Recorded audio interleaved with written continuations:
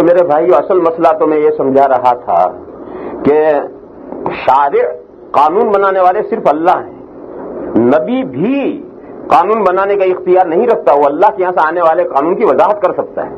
لیکن اگر نبی کو یا نبی کے بعد علماء کرام کو قانون بنانے کا اختیار دیا جائے کہ یہ جو قانون چاہیں وہ بنا سکتے ہیں اور اللہ کے قانون کو بدل بھی سکتے ہیں، جو تبدیلی کرنا چاہیں کر سکتے ہیں، تو یہ اللہ کو چھوڑ کر دوسرے کو رب بنانا ہے۔ حضور نے یہی سمجھایا کہ بتاؤ عیسائیوں میں انہوں نے یہ قانون سازی کا اختیار اپنے علماء اور بزرگوں کو دے رکھا یا نہیں؟ تو صحابہ نے کہا کہ ہاں یہ اختیار تو انہوں نے دے رکھا ہے کہ شریعت کا جون سا چاہے قانون بند کر دے، نیا جاری کر دے، جون سا چاہے کر دے۔ دیکھو شریعت عیسوی میں، عیسیٰ علیہ السلام کی شریعت میں جتنے قوانین تھے وہ سب منسوخ کر دیے ہیں پولس رسول نے۔ پولس یہ عیسیٰ علیہ السلام کے بعد ان میں ایک بڑا آدمی آیا ہے، پولس کا نام ہے۔ تو اس پولس نے یہ تمام احکام منسوخ کر کے صرف 3 باقی رکھے تھے، بس 3 چیزیں احکام باقی رکھے تھے، باقی سے منسوخ کر دیے تھے۔ پھر وہ جو 3 باقی رکھے تھے کہ یہ زنا کرنا گناہ ہے اور خنزیر کھانا گناہ ہے اور یہ سب 2-3 باقی رکھے تھے، ان کو بھی یوں ختم کر دیا کہ یہ گناہ بھی اگر کوئی عیسیٰ علیہ السلام پر ایمان رکھتا ہے اور عیسیٰ علیہ السلام کے سولی دیے جانے پر ایمان رکھتا ہے اور پادری سے جا کر اپنا گناہ ظاہر کروا دے، ظاہر کر دے کہ مجھ سے یہ گناہ ہوا ہے اور پادری معافی نامہ لکھ دے کہ جاؤ میں نے معاف کر دیا، تو وہ 3 گناہ بھی معاف۔ پھر شروع میں سنڈے کو جاتے تھے پادری سے لکھوانے کے لیے، بعد میں پادری سے لکھوانے کا سلسلہ بھی ختم ہو گیا۔ اور بس اتنی بات ہے کہ اس کرائسٹ پر ایمان لاؤ، یعنی عیسیٰ علیہ السلام کی مصلوبیت پر ایمان لاؤ کہ عیسیٰ علیہ السلام کو جو سولی دی گئی ہے وہ اللہ میاں کے بیٹے نے خود اپنی مرضی سے سولی لی ہے تاکہ سب انسان گناہ سے آزاد ہو جائے۔ بس اس پر ایمان لاؤ، جو گناہ کرو سب جائز ہے۔ اب دیکھو شریعت کا کیا بتنگڑ بنا دیا، کس نے بنا دیا؟ یہ عیسائیوں نے بنا دیا۔ شریعت کی جو صورت حال کر دی وہ عیسائیوں نے کر دی، اور اسی کا نام ہے اللہ کے علاوہ کو رب بنانا۔ میں یہ بتا رہا تھا کہ جو لوگ کہتے ہیں کہ ہمارا رب اللہ ہے، اللہ کے علاوہ کوئی رب نہیں، یعنی جو ایمان لاتے ہیں اللہ کو ہی خالق مانتے ہیں، مالک مانتے ہیں، پالنہار مانتے ہیں، پروردگار مانتے ہیں، اسی کو لیجسلیٹر مانتے ہیں، اسی کے قانون کو واجب الاتباع مانتے ہیں اور اسی کے قانون کا فالو کرتے ہیں، یہ لوگ ہیں اللہ کو رب ماننے والے اور رب مان کر کے اس ماننے پر ٹھہر جانے والے، جم جانے والے، ثم استقاموا، وہ پھر اس پر ٹھہر جاتے ہیں۔ یعنی وہ مومنین جو ایمان کے ساتھ تمام اعمال صالحہ اور تمام اعمال صالحہ کرنا اور تمام برائیاں ان سے بچنا، یہ ایمان کے ساتھ یہ 2 چیزیں بھی جن کے اندر ہیں، اسی کا تمام اللہ کو رب مان کر کے اس پر ٹھہر جانا، مضبوط ہو جانا۔ اس پر مضبوط ہو جانا یہ ہے کہ اللہ نے جو جو احکام دیے ہیں ان تمام احکام کی تعمیل کرے۔ اللہ نے کہا یہ کام کرو، وہ کر رہا ہے، اللہ نے کہا یہ کام مت کرو، وہ نہیں کرتا۔ تمام گناہوں سے بچنا اور تمام وہ احکامات جو اللہ نے دیا ہے ان تمام احکامات کو بجا لانا، پورا کرنا، یہ وہ مومنین ہیں جو اللہ کو رب مان کر کے اس عقیدے پر، اس ایمان پر مضبوط ہو گئے۔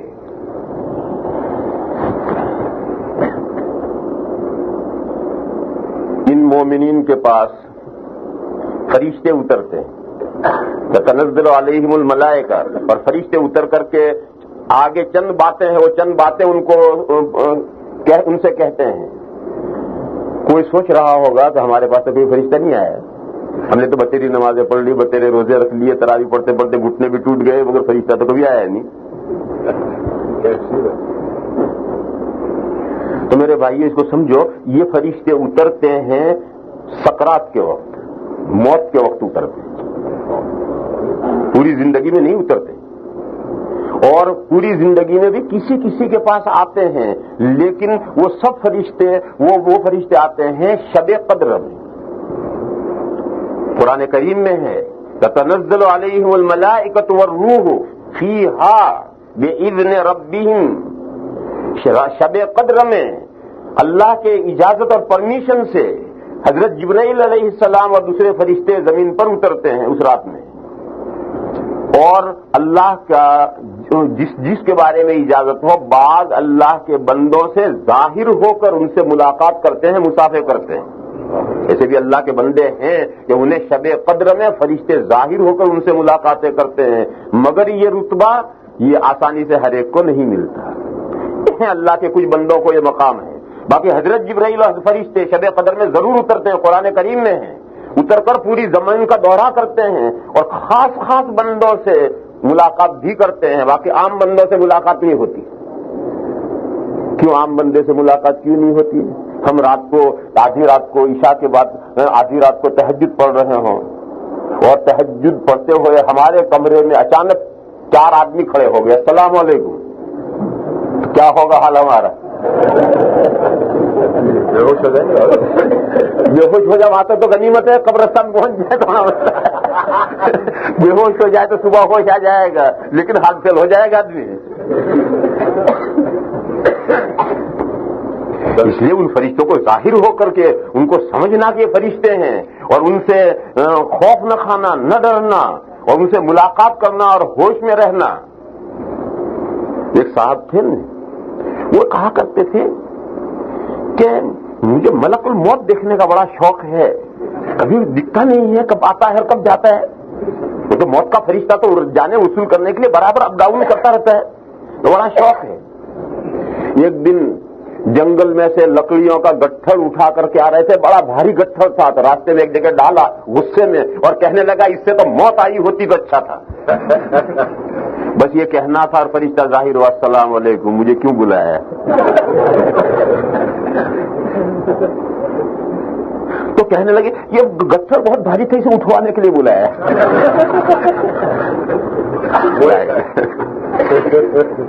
لا الہ الا اللہ۔ تو غرض فرشتوں کا مقابلہ کرنا، اچانک سامنے آئے ان کو سمجھنا کہ فرشتے ہیں، پھر ان کے ساتھ بات چیت کرنا، ان کے یہ ہر ایک کے بس کا نہیں۔ اس لیے شب قدر میں حضرت جبرائیل بھی اترتے ہیں، دوسرے فرشتے بھی اترتے ہیں، مگر وہ ہر ایک کے سامنے ظاہر نہیں ہوتے۔ یہ مرتبہ ملتا ہے جسے ملتا ہے، ہر بلحوث کے لیے دار و رسن کا۔ اور یہ جو آیت میں فرمایا گیا کہ ایسے لوگوں پر فرشتے اترتے ہیں، یہ فرشتے اترتے ہیں موت کے وقت، سکرات کے وقت، جب آدمی کا اس دنیا سے آخر ہو رہا ہو، دوسری دنیا کا بگننگ ہونے والا ہو، اس وقت میں یہ فرشتے اترتے ہیں۔ کہ اس وقت تو فرشتے ہر ایک کے پاس اترتے ہیں۔ وہ لوگ جو کہتے ہیں کہ ہمارے رب اللہ ہیں، پھر اس کے اوپر جم گئے اور دین پر عمل کرنے لگے، مضبوط دین پر رہے، انہی کے پاس فرشتے تھوڑے آتے ہیں، فرشتے تو ہر ایک کے پاس آتے ہیں۔ پھر ان کی تخصیص کیوں ہے؟ دیکھو فرشتے ہر ایک کے پاس آتے ہیں، اور یہاں ایک مضمون سمجھو، ملک الموت ایک فرشتہ نہیں، ملک الموت ایک فرشتہ نہیں ہے، وہ ہزاروں لاکھوں کروڑوں فرشتے ہیں، وہ پورا ایک ڈپارٹمنٹ ہے، اور اس ڈپارٹمنٹ کے جو ہیڈ ہیں ان کا نام ہے حضرت اسرائیل علیہ السلام۔ حضرت اسرائیل علیہ السلام جس فرشتے کا نام ہے وہ اس پورے ڈپارٹمنٹ کے ہیڈ ہیں، اور جانے وصول کرنے کے لیے وہ خود تشریف نہیں لے جاتے سب جگہ، وہ دوسرے جو ان کے ماتحت فرشتے ہیں وہ سب جانے وصول کرتے رہتے ہیں، اس شعبے کے نگران اور ذمہ دار وہ ہیں۔ اور کہیں کہیں حضرت اسرائیل علیہ السلام خود تشریف لے جاتے ہیں، نبیوں کی روح وصول کرنے کے لیے خود حضرت اسرائیل تشریف لے جاتے ہیں، دوسرا ماتحت نہیں جائے گا، بڑے آدمیوں کی روح وصول کرنے کے لیے خود حضرت تشریف لے جائیں گے، لیکن ہر آدمی کے ہر مخلوق کی روح وصول کرنے کے لیے حضرت نہیں جاتے۔ دیکھو حدیث میں ہے کہ آدمی نیک ہوتا ہے تو موت کے وقت میں جو فرشتے آتے ہیں اس کے پاس جان وصول کرنے کے لیے وہ کیسے ہوتے ہیں؟ بڑے خوبصورت چہرے، حشاش بشاش، ہاتھوں میں ان کے ریشم ہے، خوشبوئیں لیے ہوئے آتے ہیں نیک آدمی کے پاس۔ اور اگر برا آدمی ہے تو اس کے پاس میں جو فرشتے جان وصول کرنے کے لیے آتے ہیں نہایت کالے کلوٹے، ڈراؤنی شکل، تو نیلی پیلی آنکھیں، ہاتھ میں گرز ہے اور ٹاٹ ہاتھ میں ہے، اور ٹاٹ میں سے ایسی بدبو آ رہی ہے کہ پخانا بھی نہیں آتی ہے، اور اس حالت میں وہ فرشتے آتے ہیں روح وصول کرنے کے لیے۔ تو نیک کی روح کرنے والے یہ ہیں، برے کی روح، اور پھر ایک نہیں آتا، کئی فرشتے وصول کرنے آتے ہیں، یہ سب حدیثیں ہیں۔ اس سے معلوم ہوا کہ ملک الموت یعنی موت کا فرشتہ ایک نہیں ہے، تو بے شمار فرشتے ہیں اور ان کے ڈپارٹمنٹ کے ہیڈ وہ ہیں. تو فرشتے تو ہر کے پاس آتے ہیں، حتیٰ کہ جانوروں کی روحیں وصول کرنے بھی فرشتے آتے ہیں.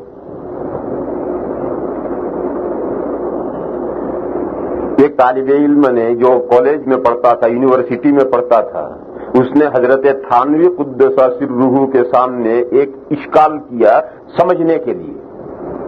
اس نے کہا کہ حضرت یہ جو حدیث شریف میں ہے کہ جہاں تصویر ہوتی ہے اور جہاں کتا ہوتا ہے وہاں فرشتے نہیں آتے. حدیث شریف ہے کہ جہاں تصویر ہوگی اور جہاں کتا ہوگا وہاں فرشتے نہیں آئیں گے. تو اس اسٹوڈنٹ نے یہ کہا کہ اگر ایک آدمی کتا پال لے اور ہر وقت کتے کو ساتھ ساتھ کبھی اپنے سے الگ ہی نہ کرے تو وہ مرے گا نہیں، کیونکہ فرشتہ تو آئے گا نہیں. جہاں کتا وہاں فرشتہ تو آئے گا نہیں، اور جب تک فرشتہ آئے گا نہیں مرے گا نہیں. تو حضرت نے جواب دیا کہ نہیں بھائی صاحبزادے، تم ٹھیک سے سمجھے نہیں، کتا بھی تو مرتا ہے. تو اس نے کہا کہ ہاں حضرت کتا مرتا ہے. تو فرمایا جب کتا مرتا ہے تو اس کی روح وصول کرنے بھی تو کوئی فرشتہ آتا ہے. کہ جی حضرت فرشتہ وصول کرنے روح آئے گا جبھی تو مرے گا. حضرت نے فرمایا کہ وہ فرشتہ جو کتے کی روح وصول کرنے آتا ہے وہی اس آدمی کی روح وصول کرنے آتا ہے. جو ہر وقت کتا ساتھ میں رکھتا ہے اس کی روح دوسرا فرشتہ تو نہیں آئے گا، مگر جو کتے کی روح وصول کرتا ہے وہ فرشتہ آ کر اس کی روح وصول کر جائے گا.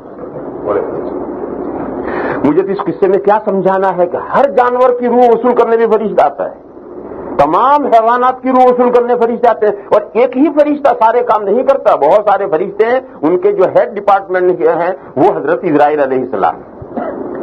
اسی طرح جو بارشوں کا نظام ہے اور روزی پہنچانے کا نظام ہے، بارشوں کا نظام ہے اور روزی پہنچانے کا نظام ہے، اس پر بھی ہزاروں لاکھوں فرشتے مقرر ہیں. اور اس ڈپارٹمنٹ کے جو ہیڈ ہیں وہ حضرت میکائیل علیہ السلام. وہ اکیلے ہی سارے بادلوں کو ہانکتے رہے اور ساری روزیوں کا نظام پھیلاتے رہے؟ نہیں، ان کے ماتحت بہت فرشتے ہیں. تو میں عرض یہ کر رہا تھا کہ فرشتے تو ہر آدمی کی موت کے وقت آتے ہیں. اچھے کی موت کے وقت میں اچھی حالت میں فرشتے آتے ہیں، برے کی موت میں ڈراؤنی شکل میں آتے ہیں. تو ہر ایک کے وہ فرشتے تو اترتے ہیں. پھر اس کی کیا خصوصیت ہے کہ جو رب اللہ ثم استقاموا ہیں انہی پر فرشتے اترتے ہیں؟ تو اس لیے میرے بھائیوں سمجھنا چاہیے کہ فرشتے اترتے یہ خصوصیت نہیں ہے. فرشتے اتر کر اگلی باتیں کہتے ہیں. یہ جو فرشتے اتر کر اگلی باتیں کہتے ہیں، یہ اگلی خوشخبریاں لے کر فرشتے جو آتے ہیں وہ انہی کے پاس آتے ہیں جو یہ مومنین ہیں اور مومنین کے بعد دین پر مضبوط ہو گئے ہیں. کیا خوشخبریاں لاتے ہیں؟ اللہ تخافوا ولا تحزنوا. پہلی بات تو یہ کہتے ہیں کہ ڈرو مت اور غم مت کرو. ڈر اور غم اسے سمجھو. ہم آگے چل رہے ہوں اور آگے جو خطرہ پیش آ رہا ہے اس کا ڈر ہوگا. جنگل میں آپ جا رہے ہیں، رات میں رات ہو گئی تو اب آدمی ڈرتا ڈرتا چلے گا. آگے شیر بھی آ سکتا ہے، آگے سانپ بھی آ سکتا ہے، آگے یہ بھی چور بھی آ سکتا ہے، آگے ڈکیت بھی آ سکتا ہے. تو آگے جو خطرے آ رہے ہیں یہ آگے پیش آنے والی چیزوں کا خوف اور ڈر ہوتا ہے. اور چلتے چلتے اچانک یہ دیکھا ہاتھ میں تو پاسپورٹ گر گیا کہیں. اب پریشان ہو رہی میرا پاسپورٹ گم ہو گیا. پیچھے ایک چیز گم ہو گئی اس کا غم ہوتا ہے. تو غم پیچھے جو حالات گزر گئے ان کا غم ہوتا ہے اور آگے جو حالات آ رہے ہیں اس کا ڈر ہوتا ہے. یہ ہمیشہ قاعدہ یاد رکھو. پیچھے گزرے ہوئے پر غم ہوتا ہے. دیکھو بچہ ہمارا اپنا بچہ ہے یا اقلوتا ایک ہی اللہ نے لڑکا دیا ہے اور کسی خطرناک بیماری میں مبتلا ہو گیا، اللہ محفوظ رکھے. تو اب جس وقت وہ ہاسپٹل میں ہوتا ہے اور اس کی تیمارداری ہوتا ہے تو دل دھڑکتا ہے، ڈرتا ہے کہیں مر تو نہ جائے، کہیں مر نہ جائے، کہیں مر نہ جائے، کہیں مر نہ جائے. یہ آگے پیش آنے والے حالات کا ڈر ہے. پھر اللہ کا فیصلہ تھا وہ مر گیا. اب اسے قبرستان میں دفن کر کے گھر آ کر بیٹھا ہے. ہفتہ 15 دن مہینے تک اس کے دماغ پر سے بوجھ اترتا ہی نہیں. ارے لوگ جب کیوں غمگین ہو تو کہ میرا بیٹا مر گیا. تب دیکھو بیٹا چلا گیا، جو گزر گیا واقعہ اس کے جو اثرات ہیں وہ غم ہیں. اور بیٹا بیمار ہے اور موت آگے سے آ سکتی ہے اس کا ڈر ہے. اسے سمجھو کہ ہمیشہ جو آگے احوال آ رہے ہیں اس کا ڈر ہوتا ہے، اور جو پیچھے فوت ہو گئی، ہاتھ سے نکل گئی، اس کے اوپر غم ہوتا ہے۔ تو فرشتے یہ کہتے ہیں کہ ڈرو مت اور غم مت کرو۔ دیکھو بارڈر پر ہیں، سکرات ہے، موت کا وقت آ گیا ہے، اس دنیا کے بارڈر پر ہیں اور اگلی دنیا شروع ہونی، اس وقت یہ فرشتے آئے ہیں۔ آگے کیا آ رہا ہے؟ آگے آ رہی ہے قبر، قبر سے آگے آ رہا ہے قیامت کا میدان، قیامت کے میدان سے آگے آ رہا ہے پل صراط برج، بڑا خطرناک برج آ رہا ہے، اس برج سے آگے آ رہی ہے جہنم۔ یہ جو آگے سب احوال آ رہے ہیں، جب تک زندہ ہے تو آگے کچھ بھی نہیں آ رہا ہے، لیکن اب بارڈر پر پہنچ گئے ہیں، موت کا وقت قریب آ گیا ہے، سکرات شروع ہو گئی ہے، سکرات شروع ہو گئی، اب آگے یہ سب احوال آنے والے ہیں۔ تو اس کا فرشتے کہیں کوئی ڈرو مت، قبر میں بھی کوئی پریشانی تمہیں نہیں ہوگی، میدان محشر میں بھی کوئی پریشانی نہیں ہوگی، برج پر بھی آسانی سے گزرو گے اور جہنم میں نہیں جاؤ گے، اللہ جنت میں پہنچائیں گے۔ آگے پیش آنے والے احوال سے ڈرنے کی ضرورت نہیں۔ اور جب مرے گا تو پیچھے دنیا ساری چھوٹے گی، ماں باپ چھوٹیں گے، آل اولاد چھوٹے گی، بیوی بچے چھوٹیں گے، کاروبار دولت چھوٹے گی، مکان چھوٹے گا، فیکٹری چھوٹے گی، پتہ نہیں دنیا کے کیا گورکھ دندے ہیں، وہ سب ہاتھ سے جائیں گے۔ تو یہ جو سب گیا اس کا غم کچھ نہیں، جو گیا اس کا کوئی غم نہیں ہوگا۔ فرشتے کہیں گے کہ جو جائے اس کا کوئی غم مت کرو۔ کیوں اس کا غم کیوں نہ ہوگا؟ یہ پاسپورٹ گر جاتا ہے تو کتنا غم اور پریشانی ہوتی ہے، تو زندگی بھر کا کما کر کے بینک بیلنس بناتا وہ چھوٹ گیا، بلڈنگ بنائی تھی وہ چھوٹ گیا، فیکٹری بنائی تھی وہ چھوٹ گیا، اس کا غم کیوں نہیں ہوگا؟ اس لیے نہیں ہوگا کہ ہمارے پاس پاسپورٹ جو تھا اس میں 2-3 ملکوں کے ویزے لگے ہوئے تھے اور وہ گم ہو گیا، اور گم ہوتے ہی دیکھا کہ پاسپورٹ گم ہو گیا، اور ہم نے سوچنا تو اگلا پاسپورٹ ہمیں مل گیا اور اس میں انٹرنیشنل ہر ملک کا ویزا لگا ہوا ہے۔ تو اب آدمی گم ہونے والے پاسپورٹ کو کیوں روئے گا؟ جو پاسپورٹ گم ہو گیا اس پر کیوں روئے گا؟ اس سے بہتر پاسپورٹ مل گیا اور اس میں ساری دنیا کے ویزے لگے ہوئے تیار کھڑے ہیں۔ تو اب وہ ایک پاسپورٹ جس میں 2 ملکوں کے ویزے لگے ہوئے تھے اس کے گم ہونے کو کیوں پچھتائے گا، افسوس کرے؟ تو اس بارڈر پر پہنچ کے جو آگے نعمتیں ہیں وہ نعمتیں اتنی بڑی ہیں کہ وہ بینک بیلنس کی کوئی حیثیت نہیں رہے گی، اس فیکٹری کی کوئی حیثیت نہیں رہے گی، اس کی سب کوئی کسی چیز کی کوئی حیثیت نہیں رہے گی۔ اس لیے وہ چھوٹے ہوئے کا غم کیوں کرے گا؟ جو چھوٹا ہے اس سے بہتر آگے ملنے والا ہے۔ تو اس لیے فرشتے یہ کہیں گے کہ جو پیچھے چھوٹ جا رہا ہے، چھوٹا جا رہا ہے، اب موت آ رہی ہے، اور جو پیچھے چھوٹا جا رہا ہے اس کا غم مت کرو، اور آگے جو احوال پیش آنے والے ہیں جنت میں پہنچنے تک ان سے ڈرو مت۔ اللہ تخافوا ولا تحزنوا وابشروا بالجنة التي كنتم توعدون، اور خوشخبری سن لو کہ جس جنت کا تم سے وعدہ کیا جاتا رہا ہے، بار بار تم سے وعدہ کیا گیا ہے جنت ملے گی، جنت ملے گی، جنت ملے گی، جنت ملے گی، وہ جو وعدہ کیا جاتا رہا ہے اس کی خوشخبری سن لو تو وہ ملے گی۔ ابھی ملنے کا وقت نہیں آیا، ابھی ملنے کا جنت ملنے کا وقت نہیں آیا، اب بھی خوشخبری سنائی جا رہی ہے۔ دنیا میں جب تک زندہ تھا خوشخبری ہے، بھائی روزہ رکھو کیا ملے گا؟ جنت ملے گی۔ بھائی نماز پڑھو کیا ملے گی؟ جنت ملے گی۔ بھائی ایمان لاؤ کیا ملے گی؟ جنت ملے گی۔ بھئی جہاد کرو کیا؟ جنت ملے گی۔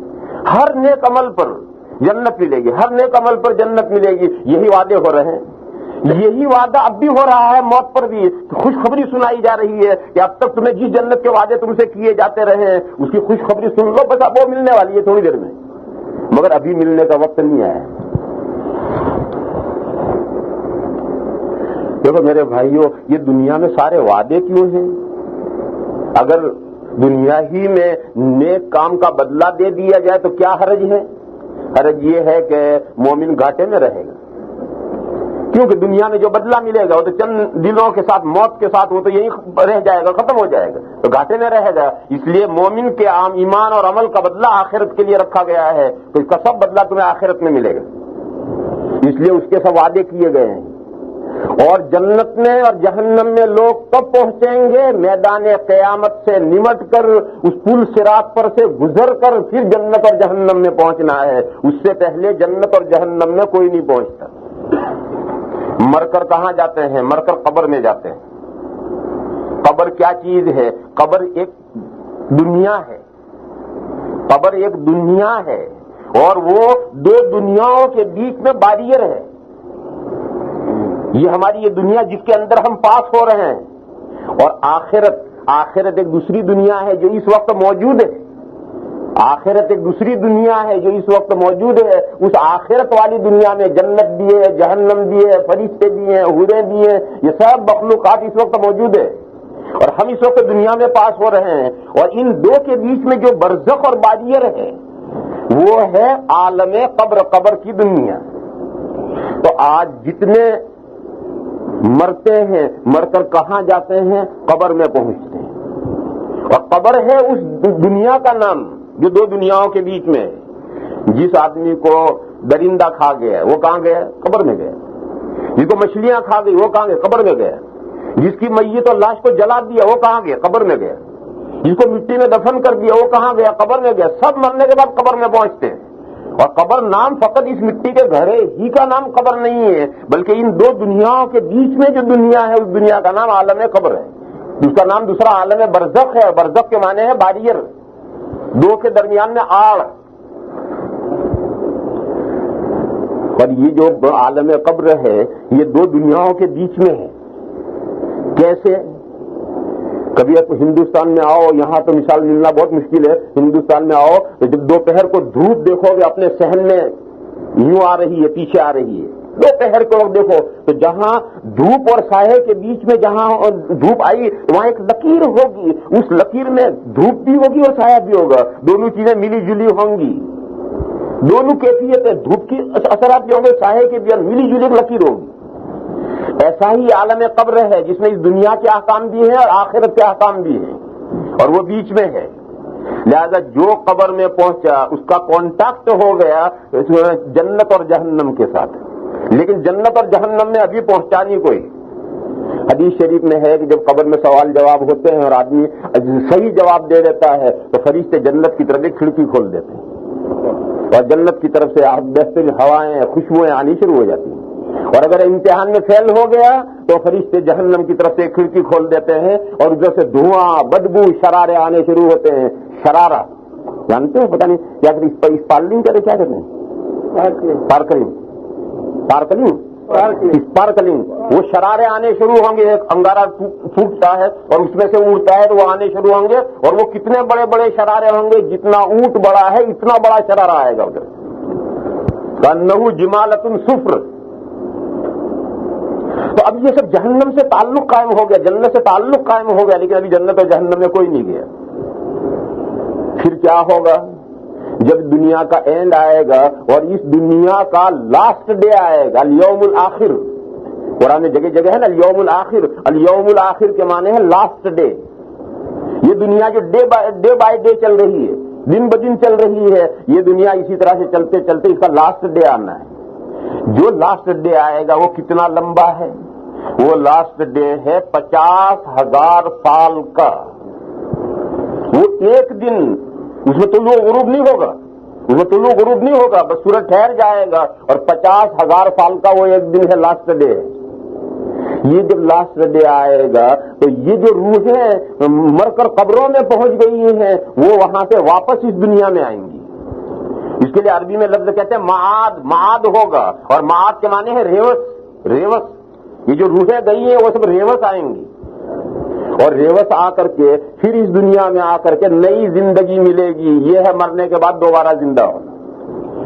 اور مرنے کے بعد دوبارہ زندہ ہو کر پھر اس زمین پر قیامت کا دن قائم ہوگا. انصاف کی ترازو اسی زمین پر کھڑی کی جائے گی. وہ دن جو 50,000 سال کا دن ہے، اس دن کے اندر یہ سارے حسابات نمٹیں گے. پھر جب اسے نمٹ کر کے آگے چلیں گے تو اس دنیا سے دوسری دنیا میں جانے کے لیے برج ہے، پل صراط ہے. اس پل صراط پر سے گزر کر کے ادھر چلے گئے تو جنتی جنت میں پہنچ جائیں گے، جہنمی جہنم میں پہنچ جائیں گے. اور جنتی سدا ہمیشہ کے لیے جنت میں رہیں گے، اور جہنمی جو کفر کی وجہ سے جہنم میں گئے ہیں وہ سدا جہنم میں رہیں گے. اب زندگی ختم نہیں ہونی. تو فرشتے یہ کہیں گے کہ جس جنت کے تم سے برابر وعدے کیے جاتے رہے ہیں اس کی خوشخبری سن لو کہ وہ جنت بس ملا ہی چاہتی ہے، بس عنقریب ملنے والی ہے. وَأَبْشِرُوا بِالْجَنَّةِ الَّتِي كُنْتُمْ تُوعَدُونَ. پھر فرشتے یہ بھی کہیں گے کہ دیکھو آگے کے حالات سے گھبرانے کی ضرورت نہیں ہے. ہم تمہارے ساتھ ساتھ ہیں. جیسے آدمی نئے ملک میں سفر کر کے جاتا ہو تب کہاں جانا, کہاں اتریں گے, اسٹیشن کہاں ہوگا, امیگریشن کہاں ہوگا, کدھر نکلیں گے, کدھر راستہ ہوگا, کہاں پہنچیں گے, اور سامنے جس ملک پہ جا رہا ہے وہیں کا کوئی آدمی لینے کے لیے آیا ہے تو یہ آدمی بے فکر ہے کہ بھائی آ جانے والا ہے, اس کے ساتھ جان جائے چلے جائیں گے. تو اب اگلی دنیا ہے, مرنے کے بعد پتہ نہیں کتنے لمبی دنیایں ہیں, تو آدمی سوچے گا کہ اب کہاں کہاں جاؤں گا میں. تو فرشتے سے گھبراؤ مت, تمہارے فرینڈ آگے ہم ہیں, تمہارے دوست آگے ہم ہیں, اور آگے ہی نہیں پیچھے جو زندگی گئی اس میں بھی تمہارے فرینڈ ہم ہی تھے. تمہیں پتہ نہیں تھا, تمہاری جو پچھلی زندگی دنیا کی زندگی تم پوری کر کے آئے, اس زندگی میں بھی تمہارے دوست ہم ہی تھے, تمہارے ساتھ ساتھ ہم ہی تھے, تمہارے کام ہم ہی کرتے تھے. حدیثوں میں اس کا ذکر ہے کہ اللہ تعالیٰ نے انسان کے ساتھ طرح طرح کے فرشتے لگا رکھے ہیں. کچھ فرشتے ہیں جو اس کے نام اعمال ریکارڈ کرتے ہیں, کچھ فرشتے ہیں جو اس کی حفاظت کرتے ہیں, آفتوں سے اس کی حفاظت کرتے ہیں, اور ان کی ڈیوٹیاں بدلتی ہیں شب و روز کی. رات کے فرشتے الگ ہوتے ہیں, دن کے الگ ہوتے ہیں, بہت حدیث ہے اس سلسلے میں. اب یہ ہمیں کچھ نظر نہیں آ رہا, مگر ہمارے ساتھ فرشتے ہیں, وہ ہمارے اولیاء اور کارساز اور فرینڈ اور دوست ہیں. تو موت کے وقت فرشتے کہیں گے کہ یہ دنیا کی تم زندگی گزار کر آئے, اس دنیا کی زندگی میں بھی تمہارے اولیاء اور دوست ہم تھے, اور آگے جو تم بڑھنا ہے تمہیں, تو آگے مت گھبراؤ, آگے بھی تمہارے اولیاء اور دوست ہم ہیں. نحن اولیاؤکم فی الحیات الدنیا وفی الآخرہ. پھر فرشتے کہیں گے کہ جو جنت تمہیں ملا ہی چاہتی ہے, جو وہ جنت مل جائے گی, ابھی تو نہیں ہے لیکن وہ جو جنت ملنے والی ہے اس جنت کے احوال سنو. اس جنت میں تمہارے لیے ہر وہ چیز ہے جو تم چاہو گے, اس جنت میں ہر وہ چیز ہے جو تم چاہو گے. بعض صحابہ نے پوچھا کہ یا رسول اللہ, اگر کوئی کھیتی کرنا چاہے جنت میں تو کسان ہے, اس کی خواہش ہے کہ میں کھیتی کروں, تو اللہ تعالیٰ سے وہ عرض کرے گا کہ پروردگار عالم مجھے کھیتی کرنی ہے. تو اللہ تعالیٰ کہیں گے کہ میرے بندے, میں نے تجھے جو جنت میں نعمتیں دے رکھی ہے کیا تیرے لیے کافی نہیں ہے؟ تو عرض کرے گا پروردگار عالم بے حساب نعمتیں آپ نے عطا فرمائی ہیں, مگر میرا جی چاہتا ہے کھیتی کرنی. تو اللہ فرمائیں گے بہت اچھا, اس کے لیے فوراً کھیت اور فارم تیار کر دیا جائے گا, فوراً اس میں ہل چل جائے گا, ٹریکٹر چل جائے گا, کھیت کو جوت دیا جائے گا, فوراً اس میں بیج بھی پڑ جائے گا, فوراً وہ اگ بھی آئے گا, فوراً وہ کھیتی بڑھ کر پوری بھی ہو جائے گی, فوراً وہ پک بھی جائے گی, فوراً وہ کٹ بھی جائے گی, گاہ بھی دی جائے گی, برسا بھی دی جائے گی, اور اناج کا ڈھیر ہو جائے گا. اور یہ سارا ہو جائے گا آنکھ جھپکنے میں, آنکھ جھپکنے کی مقدار میں یہ سب ہو جائے گا. اور اللہ فرمائیں گے لے میرے بندے کھا, تیرا تو پیٹ ہی نہیں بھرتا, لے یہ گیہوں پیدا ہو گئے کھا. کسی نے کہا کہ یا رسول اللہ اگر جنت میں گھوڑے کی سواری کرنے کو جی چاہے تو, یہ صحابہ نے پوچھا تھا کہ کسی کے جنت میں گھوڑے کی سواری کرنے کو جی چاہتا ہے. گھوڑے کی سواری ایک بڑے فخر کی اونر کی چیز ہے, شاہ سواری ہے. تو حضور نے فرمایا کہ اگر تیرا جی چاہے گا گھوڑے کی سواری کرنے کو تو تجھے گھوڑا دیا جائے گا یاقوت کا, یعنی گوشت پوشت کا نہیں. یاقوت بڑا قیمتی ہیرا ہے, اس یاقوت کا تجھے گھوڑا دیا جائے گا, اور گھوڑے کے پر ہوں گے, پیر ہی نہیں ہوں گے, پر ہوں گے, اور تو نے بٹن دبایا اور جنت میں جہاں چاہے گا وہ اڑ کر تجھے پہنچا دے گا وہ گھوڑا. اب جو گھوڑا, اور وہ بھی یہ گوشت پوشت کا نہیں بلکہ یاقوت کا گھوڑا, اور یاقوت کے گھوڑے کی بھی پر ہیں, اور بٹن دبایا اور جہاں چاہے اڑا کر لے گیا. اب یہ مضمون آج ہوائی جہاز اور راکٹ کے زمانے میں تو آدمی آسانی سے سمجھ سکتا ہے. دیکھو حضور نے کتنا آسان کر کے سمجھا دیے. تو یہ تو صحابہ نے پوچھے تھے. ہمارے زمانے کے ایک آدمی نے پوچھا کہ مول صاحب جنت میں سگریٹ ملے گی یا نہیں؟ تو ہم نے کہا کہ بے شک ضرور ملے گی, اگر تو سگریٹ پینا چاہے گا ایسی گندی چیز تو ضرور ملے گی, مگر جلانے کے لیے جہنم میں جانا پڑے گا.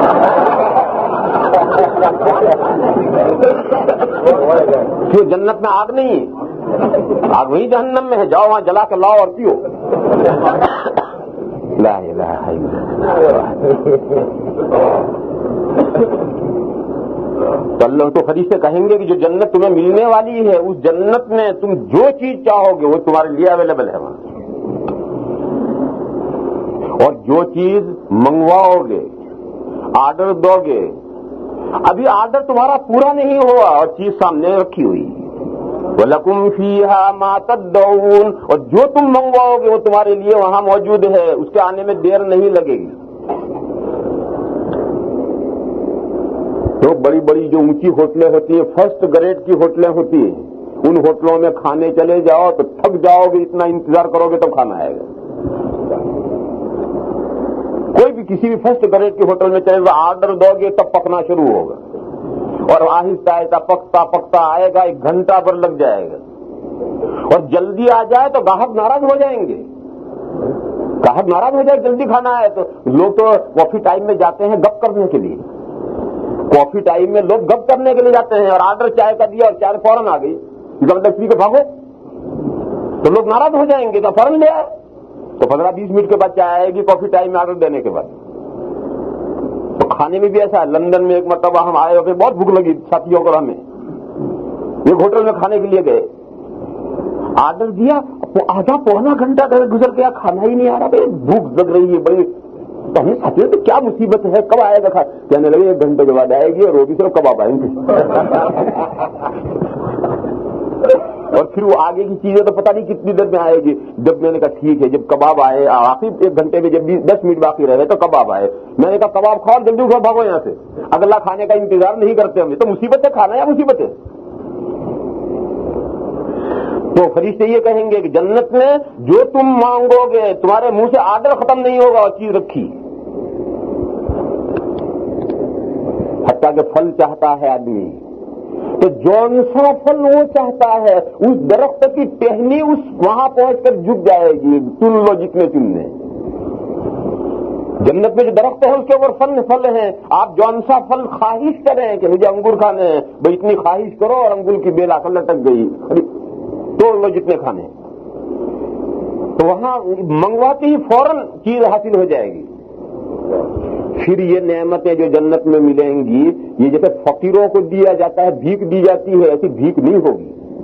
یہ جو جنت اور جنت کی نعمتیں ہیں، یہ جیسے فقیروں کو آدمی بھیک دیتا ہے، ایسی یہ بھیک نہیں ہے اللہ کی طرف سے، بلکہ اللہ فرماتے ہیں جیسے میزبان کسی معزز مہمان کے لیے جیسے میزبانی تیار کرتا ہے، اور بڑے اعزاز سے اور بڑی کوشش سے سوچ سوچ کر کے آئٹم تیار کرتا ہے مہمان کی دلداری کے لیے، مہمان کے دل کی خوشی کے لیے، اللہ نے یہ ساری جنت اور جنت کی یہ ساری نعمتیں جنتیوں کے لیے میزبانی کے طور پر تیار کی ہے. اور وہ میزبان کیسا ہے؟ بڑا غفور ہے، بڑا بخشش فرمانے والا ہے، بڑا رحیم ہے، بڑا مہربانیاں فرمانے والا ہے.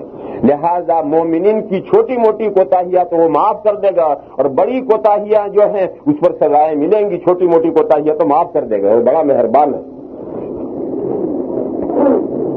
یہ آیات کریمہ کا صرف مطلب ہے.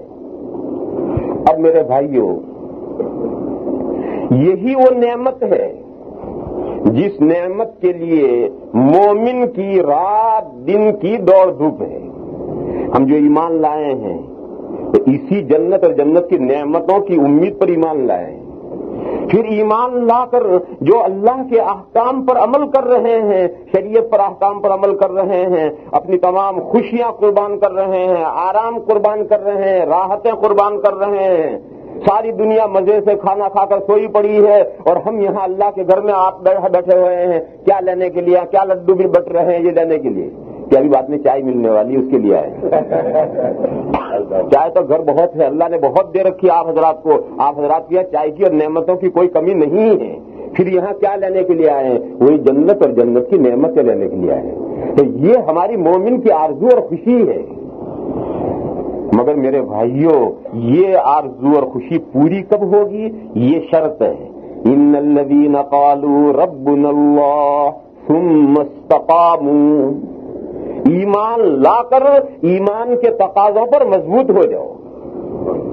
بس اتنا سا مختصر سا جملہ ہے. ایمان لا کر ایمان کے تقاضوں پر مضبوط ہو جاؤ تو یہ نعمت ہے. میرے بھائیوں، آج اس میں ہم سے بہت کوتاہیاں ہو رہی ہیں. مسلمانوں سے اس سلسلے میں بہت کوتاہیاں ہو رہی ہیں.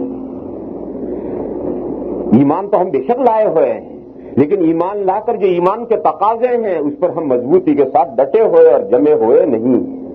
بہت سے مومنین تو وہ ہیں کہ جو ایمان لائے ہوئے ہیں اور ایمان کا کوئی تقاضا پورا کرنے کے لیے تیاری نہیں، کوئی نیک کام کرنے کے لیے تیار نہیں ہے، کوئی برے کام سے رکنے کے لیے تیار نہیں ہے. ایسے بھی مسلمان مومنین ہیں.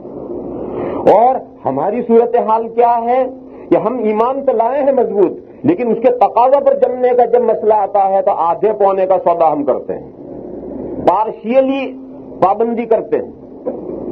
2-3 نمازیں پڑھنے کو جی چاہتا تھا وہ پڑھ دی، اور 2-3 نمازیں پڑھنے کو جی نہیں چاہتا تھا، کیوں سونے کو جی چاہتا تھا یا جاب پریشان کرتا تھا اسے مس کر دی۔ روزہ رکھنے کو جی چاہتا تھا تو رکھ لیا، زکات دینے کو جی نہیں چاہتا تھا تو نہیں دی۔ کیوں؟ چمڑی دینے کے لیے آدمی تیار ہے، دمڑی دینے کے لیے تیار نہیں۔ دمڑی سمجھتے کہ نہیں؟ یہ بہت پرانے زمانے کی اصطلاح ہے۔ پرانے زمانے میں روپے کے اجزاء آنے ہوتے تھے، آنے سے نیچے پیسے ہوتے تھے، پیسے سے نیچے پائے ہوتی تھی، پائے کے نیچے کوڑی ہوتی تھی، اور کوڑی کے نیچے دمڑی ہوتی تھی۔ یہاں تک تھا۔ اور دمڑی کیا تھی؟ جیسے بہش تھی جو چمڑے کی مشقیں لے کر کے پانی وانی بھرتے ہیں، یہ چمڑے کی مشقیں پوری ہو جاتی، پرانی ہو جاتی تھی، بیکار ہو جاتی تھی، تو اس کے کاٹ کے سکے بنا لیے جاتے تھے، یہ پرانے چمڑے کے سکے بنا لیے جاتے تھے، یہ دمڑی کہلاتے تھے۔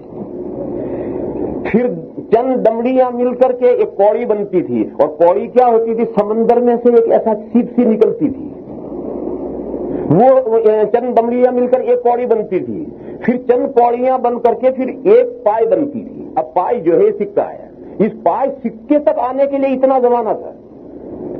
پھر وہ کیا ہوا؟ وہ دمڑی کنڈم، اب دمڑی کا کچھ نہیں آتا۔ پھر کوڑی ڈسمس، اس کا بھی کچھ نہیں آتا۔ پھر کوڑی سے آگے پائے کو کون پوچھتا ہے؟ پائی بھی بے کر گئی۔ اور پائی سے آگے پیسے کا بھی کچھ نہیں ملتا۔ ہمارے ہندوستان میں چلے آؤ، 50 پیسے کی ایک بیڑی بھی نہیں ملتی، پیسہ بھی بیکار ہو گیا ہے۔ اور اگر تم 2 پیسے 4 پیسے مانگو تو کہیں ملے گا بھی نہیں۔ پھر اس سے اوپر جا کر کے 54 58 روپیہ، اس کی کچھ حیثیت باقی رہی ہے، تو جو اپنی حیثیت نیچے کھوتے گئے وہ ختم ہوتے چلے گئے۔ اسی طریقے سے کسی زمانے میں دمڑی ایک کرنسی تھی، اور وہ کرنسی پرانے چمڑے کی تھی، تو آدمی وہ جو پرانے چمڑے کی کرنسی دمڑی ہے وہ دینے کے لیے تیار نہیں۔ اپنے جسم میں سے تازہ چمڑی کٹوا سکتا ہے، گلے کاٹ لے یہاں سے، لیکن جیب میں جو پرانے چمڑے کی دمڑی ہے وہ دینے کے لیے تیار نہیں۔ وہاں سے یہ محاورہ بنا ہے کہ آدمی چمڑی دے سکتا ہے، دمڑی نہیں دے گا۔ تو چمڑی یعنی اپنے بدن کی تازہ چمڑی کھال وہ آدمی دے سکتا ہے، لیکن وہ جیب میں جو دمڑی ہے وہ بھی پرانی چمڑے کی ہے، مگر وہ کرنسی وہ نہیں دے گا۔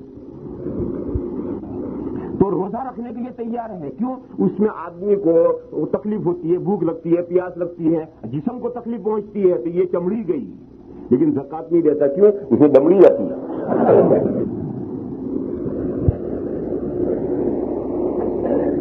تو میرے بھائیوں، آج صورتحال یہ ہے، 5 وقت پابندی سے نماز پڑھتا، اللہ کا بڑا نیک بندہ، وہ داڑھی نہیں رکھتا۔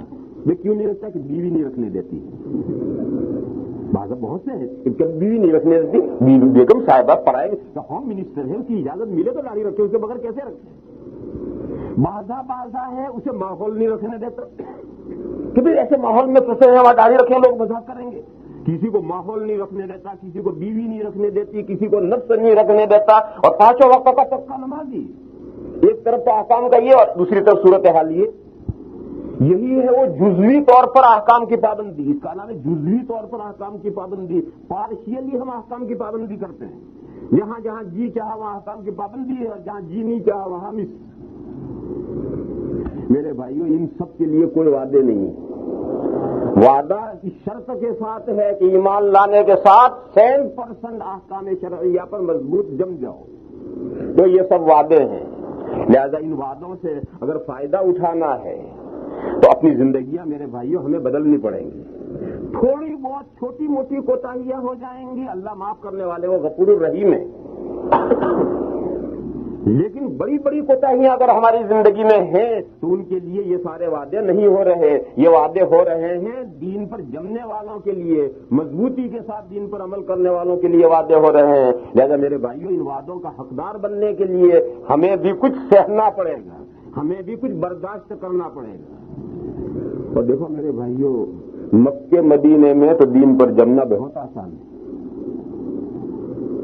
اور ایشیا کے کسی بھی ملک میں دین پر مضبوط جمنا بہت آسان ہے۔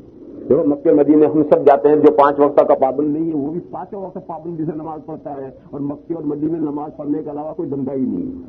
بھائی ایک نماز پڑھ کر آئے اور دوسری اذان ہو گئی، پھر بھاگے بھاگے گئے، پھر پڑھ کر آئے اور تیسری اذان ہو گئی، رات دن یہی کرنا پڑتا ہے اور برابر کرتا رہا، ریگولر کر رہا ہے۔ تو وہاں تو بہت آسان ہے، کیوں؟ اور کوئی دھندا ہی نہیں، نہ جاب ہے، نہ کوئی بزنس ہے، کچھ نہیں ہے، اس لیے نمازیں پڑھتا رہتا ہے۔ ہندو کے دنیا ایشیا کے دوسرے ملکوں میں بھی دین پر مضبوطی کے ساتھ جمنا آسان ہے، لیکن میرے بھائیوں کافرانہ ماحول میں یہ جو ویسٹرن کنٹریز کی جو صورتحال ہے، یہاں مکمل دین پر مضبوط جمنا یہ بہادروں کا کام ہے، اولو العزم لوگوں کا کام ہے، ہمت رکھنے والوں کا کام ہے۔ مگر جو لوگ ان ملکوں کے اندر بھی آ کر کے دین پر مضبوط جمیں گے، ان کے رتبے بھی سوا ہوں گے، مرتبے بھی اونچے جائیں گے، نعمتیں بھی خوب پائیں گے۔ اس لیے اگر یہاں دشواری ہے تو ہمتیں تیز کرو، مضبوط کرو۔ اقبال رحمت اللہ علیہ نے کہا ہے کہ خودی را تیز ترمی خاں کیوں محمل را گنا بھی نہیں۔ اگر اونٹ پر بوجھ زیادہ ہے اور دیکھو کہ اونٹ اس کو بوجھ نہیں اٹھا سکے گا، تو اونٹ کو وجد میں لانے کا جو گانا ہے وہ گانا زور سے پڑھو۔ اس کو خودی کہتے ہیں۔ خودی ایک گانا ہوتا تھا جسے پڑھتے تھے تو اونٹ وجد میں آ جاتے تھے اور اونٹ چلتے تھے اور انہیں یہ احساس ہی نہیں ہوتا تھا کہ ہماری پوری پیٹھ پر کتنا بوجھ ہے۔ تو شاعر کہتا ہے کہ خودی را تیز ترمی خاں کیوں محمل را گرا بینی۔ اگر تم دیکھو کہ اونٹ کا سامان بہت بھاری ہے تو خودی تیز پڑھو، کوئی اونچی لے میں پڑھو، اونٹوں کو اور جوش آ جائے گا، وجد آ جائے گا اور ان کو پتہ ہی نہیں چلے گا کہ بوجھ کتنا ہے۔ لہذا اگر حالات میرے بھائیوں سنگین ہیں اور حالات میں دین کی تمام احکام پر مضبوط رہنا بہت بھاری معلوم ہوتا ہے تو اپنی ایمانی طاقت بڑھاؤ، اپنی ایمانی طاقت بڑھاؤ، اور جتنی ایمانی طاقت بڑھتی چلی جائے گی سب کام آسان ہو جائیں گے، کیسا بھی ماحول ہو، کچھ ہو جائے۔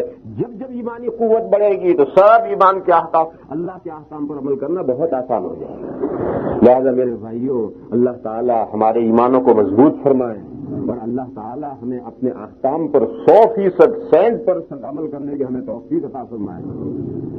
ہماری جو کوتاہیاں ہیں اللہ تعالیٰ ان کوتاہیوں کو معاف فرمائے، اور اس ملک میں جو ہماری مجبوریاں ہیں اللہ تعالیٰ ان مجبوریوں کو دور فرمائے، اور ہماری ایمان کی طاقت سے ان مجبوریوں کو اللہ تعالیٰ آسانیوں سے بدل دیں۔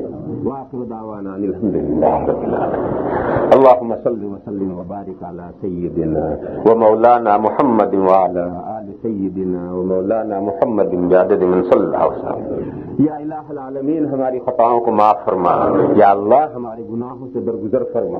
اے میرے مولا یہ ایک پرچہ رکھا ہے جس میں ایک بھائی کا پاکستان میں انتقال ہوا ہے، یا اللہ ان کی مغفرت فرما، یا اللہ ان کے پسماندگان کو صبر جمیل عطا فرما، یا اللہ اس ماہ مبارک کو ہمارے لیے خیرات و برکات کا ذریعہ بنا، یا اللہ ہمیں اس مہینے کو وصول کرنے کی توفیق عطا فرما، یا اللہ ہمارے ایمانوں میں قوت پیدا فرما، ہمارے اعمال میں جلا پیدا فرما، ہمیں تمام اعمال احکام اسلامیہ پر مضبوط فرما، اور اے اللہ جب تک ہم زندہ رہیں اسلام پر ہمیں زندہ رکھ، اور جب ہماری موت کا وقت آئے تو یا اللہ ہم سب کا ایمان پر خاتمہ فرما، یا اللہ ہماری مغفرت فرما، ہمارے ماں باپ کی مغفرت فرما، ہمارے رشتہ داروں کی مغفرت فرما، اور تمام مسلمان مردوں کی اور مسلمان عورتوں کی مغفرت فرما۔